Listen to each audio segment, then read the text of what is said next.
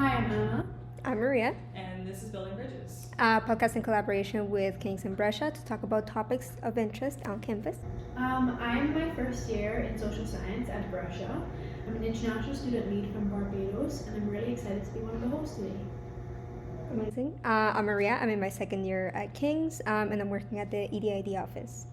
I'm Montana. I'm in my third year at King's, and I am in honors specialization in applied psychology. And these are our guests today. Hi, hello everybody. Would anybody like to introduce yourselves? Hi, I'm Leslie. I'm in my second year at King's University College. I'm doing an honors specialization in finance and administration and a minor in analytics and decision sciences. Hi, I'm Casey. I'm an international student from Rwanda. I'm in my second year in financial economics at King's. Hi, I'm Grace. I am in sociology and political science with a certification of public policy. I'm currently in my second year at King's. Hi, I'm Manira. I'm in my third year at King's. I'm in child and youth studies and a minor in disability. That's so cool. You're all doing like such cool stuff. Yeah. And we're really glad to have you here. So the podcast, basically, we're gonna ask you some guiding questions, and all you have to do is answer it. And who wants to say the first question? So, if you don't mind, how did you guys meet? So Casey and I met last year. We were both softs, and it was our first meeting of the year. And I remember walking in and just feeling so overwhelmed because I looked around, I looked to my left, looked to my right, looked behind me, and I thought I was the only black girl in the room. And I was thinking to myself, oh my God, what did I get myself into? It was 2 years into campus, and I didn't meet a single black friend. And I was hoping oh maybe I'll join Sophie and I'll make more friends and meet more people. And then towards at the end of the meeting, Casey came up to me with the biggest smile. It was adorable. She came up to me. She's like, "You're in here." I'm like, "Yeah, that's me." And ever since then, we've been connected. And yeah. I remember that story so well because I literally saw her sitting in the front, I was sitting behind her, and I saw braids, and immediately I was like, yeah. As soon as they said the meeting was done, I ran over, which I thought was oh, okay, she's gonna be a little weirded out, but by her reaction, I knew that we were gonna be friends throughout, not only softing, but even afterwards. It was just an instant connection. And then for me and Leslie, I came to class a week late, so I missed the first week of classes last year, so first year. And it was in business class. I've never done business before as a business major, so I was so stressed and so scared. But when I walked in, she was the first black girl that I saw. Sat next to her immediately, and the rest was history. We studied for every class together. We made sure our classes aligned. And even though she's not in my classes this year, we still help each other out. How I met Casey? Ooh, how did I meet you? Okay, so it was. Okay, I remember this specifically because I had a night class. So it was on Wednesday, and it was for Student Appreciation Week. So that night we had ice cream, the ice cream from our lab. So then I come in with my classmate to the Thames cafeteria, and then what happened next? I actually just sat with my classmate. She knew people. I did not know anyone. And then Casey comes in and she sits down next to me. I looked to the side, I'm like, oh. This is the first black person I've ever seen on campus. So then I'm like, hey. And then from there, we just started connecting because their countries are very close. I'm from Congo, she's from Rwanda. So we were really close in that sense. And from there, we just became friends. So it's To ASA. And now to ASA. And because of Casey, I met the both of them. So Casey is our connection. So She is. So sweet. Such a sweet story. Yeah. Yeah, so sweet. Yeah, you guys have such a really good chemistry together that it's just it feels so cool to have you here right now because it's kind of feels like I've been recording the podcast with you guys all along. It's it's really nice. So would you guys tell us about your roles in the King's community as well as the BSA and the ASA on main campus? Well, I guess I can start. So in terms of the King's community, I am a soft orientation leader, and I'm also a part of King's International as a peer guide. And in terms of ASA on main campus, I'm the second year representative. Awesome, great. I'm in the ASA. I am currently the secretary at ASA. Ooh, awesome. In terms of the King's campus, I am also a SOP. so I'm an orientation leader, and I am also BSA's King's rep. At King's, I am a tutor in the Mental Health Center. I'm also a student ambassador in the enrollment office, and I'm trying to start a Black Student Association at King's. Such great things here. I genuinely love that. That's awesome. Yeah. So I'm gonna go ahead with the second question.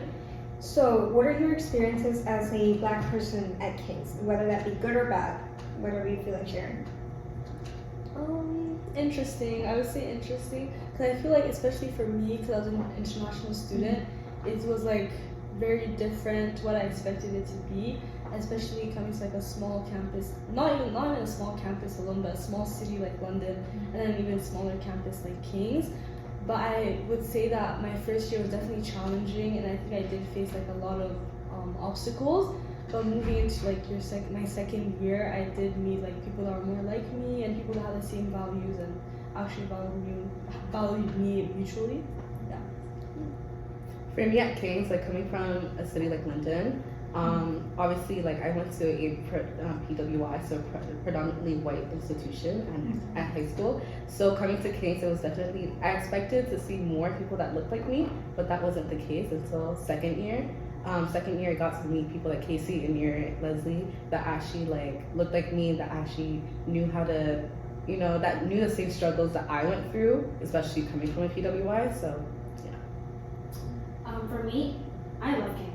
I love King's. Like King's, I love it. Okay, because King's is such a predominantly white space.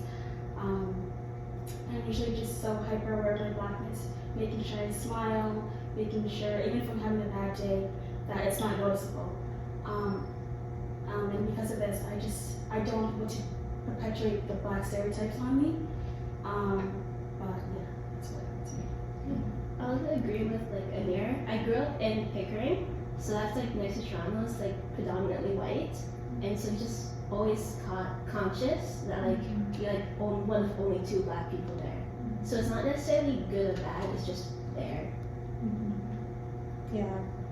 That experience, for example, like when I hear about it, I'm like, why do you need to do that? Like that's so weird. The way that people just try to like push things onto people in that sense. Like, if you're having a bad day, you should be allowed to have a bad day and not have to mask it and like act like, oh, I'm just like such a nice person. You shouldn't have to do that. That's really dumb.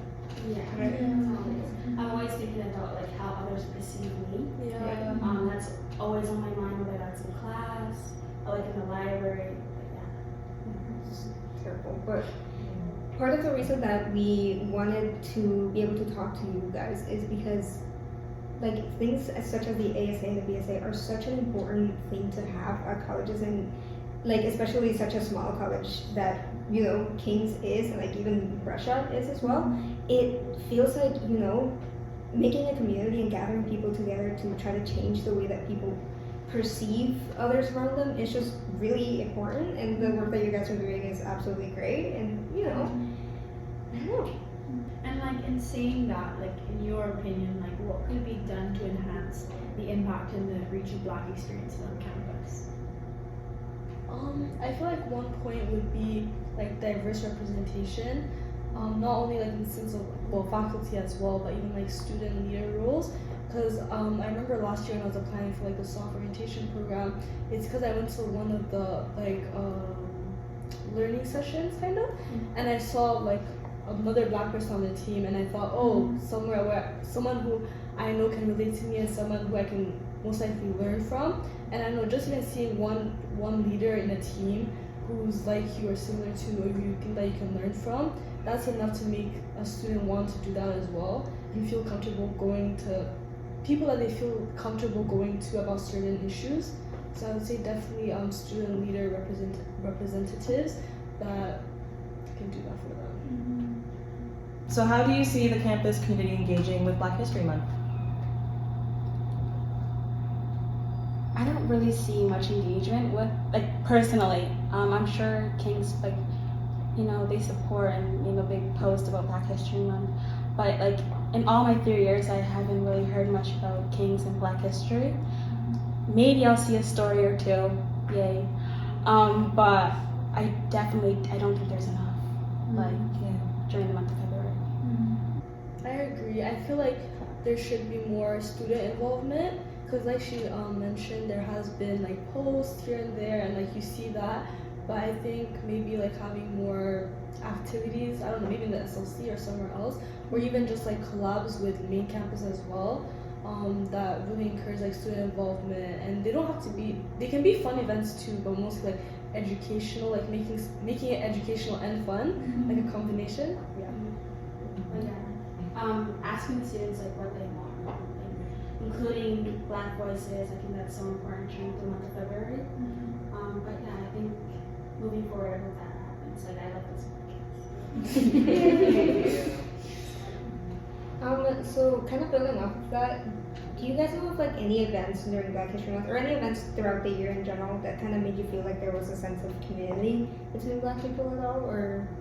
Honestly, for me, coming from London, I would definitely say like the Black History Month event that London has, the City of London has, I think that is very interesting.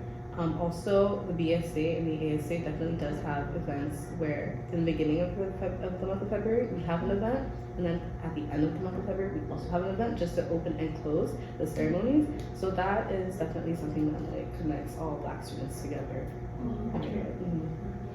Is there any highlights of any specific event that you guys really do?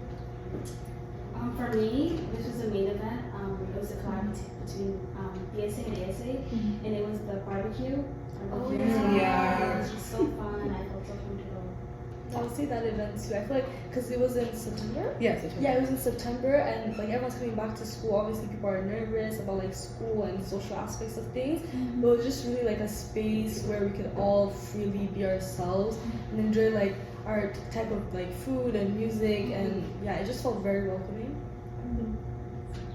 For me, it's also like the opening and closing ceremonies at Maine with the BSA and the ASA.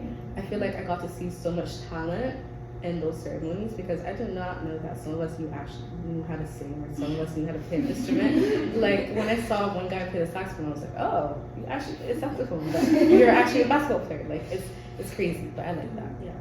Would you say that more, like you wish that there was more events like that around campus, and especially during February and Black History Month? Yeah. I just definitely wish there were more events. And based on your experiences, what advice would you give to other students on other campuses looking to establish or enhance their own BSA or ASA? I think we can all collectively agree that don't be afraid to take risks. Yeah. It could be like super intimidating or overwhelming, but taking that first step is really big and it really matters. I 100% agree because I wouldn't have been this involved this year if it wasn't for like Grace coming up to me and like giving me the information about the club. So I definitely would say take the risk because there's a lot of confusion at first because you're like, oh, it can sometimes like be weird going to a space where you don't know anyone because it's a new team and you get those like fears and those setbacks. But definitely take the risk because the rewards are way more beneficial than the like negative aspects of it. Yeah, it definitely outweighs. The benefits definitely outweigh the costs. So I'll definitely say to do that. I also like to add that like also find people that actually are also that can help you. Like there's like Casey said, like I was her pathway to the ASA. Like find someone like you know that you can actually relate to and like build off of that. Because I feel like at that point when you have that person, you're not alone. You have a helping hand beside you, even if you're not basically as involved in the team as you wanted to be or whatever the case may be. Just to be involved is just the perfect way to start, in my opinion. So. And the last thing I would say is establish your own goals. What would you want from creating a BSA or ASA in your own community? Whether that be inclusive community, a mentorship, or maybe just a social club. Just establishing your goals can help you come like a long way. I would have to agree with them. Like, I'm trying to start a Black Student Association at King's, and that's something that's way outside my comfort zone. But I also think it'll be beneficial to a lot of students. So you really just have to do it, I guess. Just do it like Maggie says. Okay, so this is more so for Leslie. What made you think of wanting to try to start a King's BSA? So last year, what was it, like October-ish, my friend's roommate is the president of the BSA at Huron. So me and my friend went to the potluck at Huron because she invited us, and then that's when I realized they had a BSA. And so I was like, wait, why doesn't Kings have a BSA? And so since then, I just wanted to start one. Yeah. And I started one, kind of. Gotcha. It's in progress. Yeah. And why do you think it's important for Kings to potentially have its own BSA club? Like, why do you think it's better to not have students like go off of campus to actively go out of their way to be in a BSA? Well, I just think it's a lot more convenient. Like, I don't go to a lot of main campus events just because I don't like going to main campus. Yeah. So, and I also think it's important to build community where you are. So, like, if you walk into a classroom and see one black person, you don't know them because even if they go to the main campus events, there's a lot of people at the main campus events. Yeah. And so it's just easier to build that community in like a small space. So in what ways do you guys think that Kings can better acknowledge and raise the voices of Black students and faculty? Well, I think that the club will help with that because it's just easier to say your piece when other people are also saying their piece. So like, you don't have to go to faculty to complain people in the club, and then other people have the same complaints, and then you can all go to faculty together. So it's like safety in numbers. No, yeah, I totally agree with what Leslie says because I do feel like it's definitely intimidating to feel like, for example, if something does happen on campus, it's definitely intimidating for you to go like to the higher ups and discuss an issue because I don't know how to explain it, but it feels like wrong. Like, I feel like you're committing a crime when in actuality you're actually just like expressing something that bothered you. So I feel like having a club like the BSA on King's campus would kind of be like the middleman for that, be a club where students feel comfortable going to. And then I also feel that putting more Black students as in student leadership roles, because one thing I've noticed, especially from like the transition from last year to this year, is that there's way more Black students on campus, and most of them, the way I've met most of those students is through student leadership positions. Either like I've been a student leader and they've like come up to me and asked questions and that's how we connected, or they're student leaders and I've gone up to them and asked questions and that's how we became friends. So definitely putting that in place. So my entire 3 years here at King's, I've only gotten the chance to meet with 3 Black members in King's faculty. And this year I found the opportunity to get to know Jen Slay, and she's the director in the EDI office. And seeing a Black woman at King's, like as a director, it just means so much to me. And it means so much to the people like, on campus. She's really like popular and famous on our soft team. And I think she's an amazing woman. I really do. I love Jen Slay. But at King's, because it's a white space, I often like have imposter syndrome. I'm like, do I deserve to be here? And I question like, I'm a Black girl. I usually get questions, what are you studying? And I'll tell them I'm pursuing a degree in social work. And I'll usually get, wow, that's really good. Good for you. And I second guess myself. And I think, I'm like, why are they saying that to me? And I guess a lot of the times people don't think Black people can do it. Or they don't think Black people can pursue like higher education. So just seeing Jen Slay in that position, it just means so much. And you know, it's made me feel more connected and valued on campus as a Black person. So A New Year's response actually reminded me of something.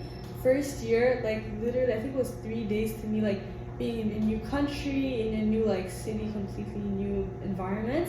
I literally told someone my major because they asked me, and I was like, oh, I'm doing finance, and they're like, what, really? Like literally with the most like shocked expression, literally could not believe it. And I remember I went like back to my res and I was so upset because I was like, oh, like maybe this is not for me, and like maybe I'll go into my classes and they're gonna be better than me.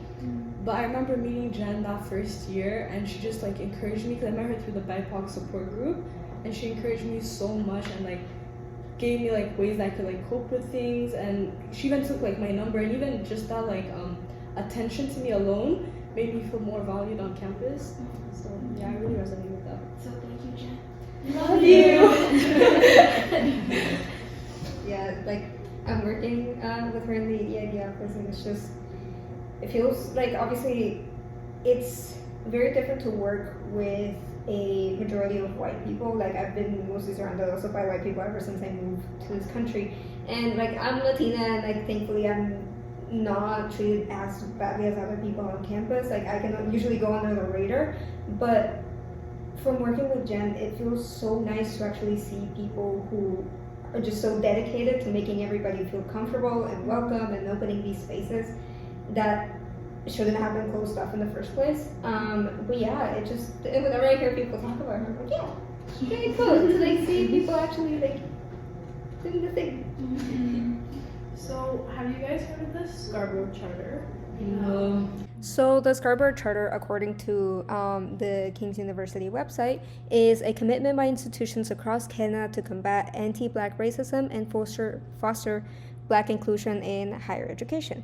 So what this basically means is that King's has signed a promise to hire more Black faculty and bring in more Black students. So we just wanted to know what your opinions are on it, what you think of it, with the little bit of information you've gotten so far. I think it's definitely helpful in the sense that obviously like this is my second year at King's, and obviously I've met like many Black people, but like we still need a little bit more inclusion and a little more diversity on campus. So I think it's a really good idea too to actually see more faculty and to see more people that look like you, more people that can actually relate to your issues, more people that can relate to your situations, or just to see more people in your tutorials or in your lectures, and not only have be the only Black person in your lecture and be like, oh, no one looks like me, okay, you know? No, I totally agree with what Grace has said. I think it would be very beneficial, especially to students, to have more faculty that are people of color. I just know that some topics that like happen in class that do have to like do with like race and things like that, like they come better, they receive better when it's from a person of color.